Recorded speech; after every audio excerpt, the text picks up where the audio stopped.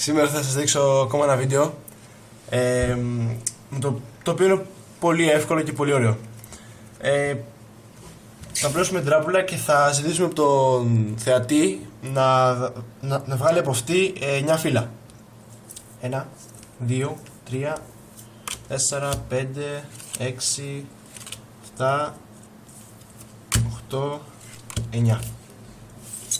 Αυτά δεν τα χρειαζόμαστε, τα αφήνουμε στην άκρη. Παίρνουμε αυτά, τα φτιάχνουμε. Και τώρα θα τα χωρίσω σε 3 στήλες. Τώρα θα ζητήσουμε από το θεατή να διαλέξει μια στήλη, ας πούμε ότι διαλέγει τη μεσαία. Είναι 6 κούπα. Το βάζουμε από πάνω και αρχίζουμε.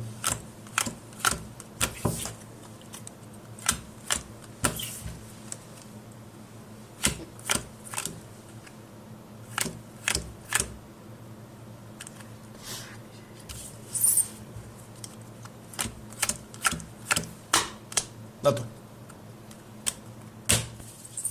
Πάμε τώρα να δούμε την εξήγηση του κόλπου. Όπως είπαμε και πριν, θα χρειαστούμε 9 φύλλα.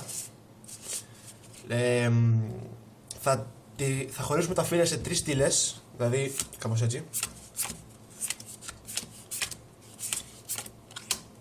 Και θα ζητήσουμε από το θεατή να διαλέξει μία στήλη, ας πούμε ότι διαλέγει τη μεσαία. Το φύλλο είναι 4 κούπα, δηλαδή 4 of hearts. Το παίρνουμε όλη τη στήλη και τη βάζουμε από πάνω από αυτήν. Και αυτήν πάνω από αυτήν.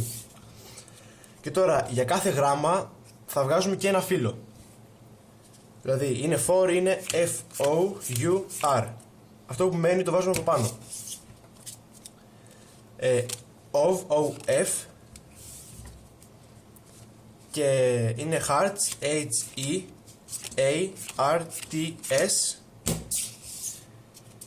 Και επειδή το κόλπο είναι μαγικό, κάνουμε και τη λέξη magic.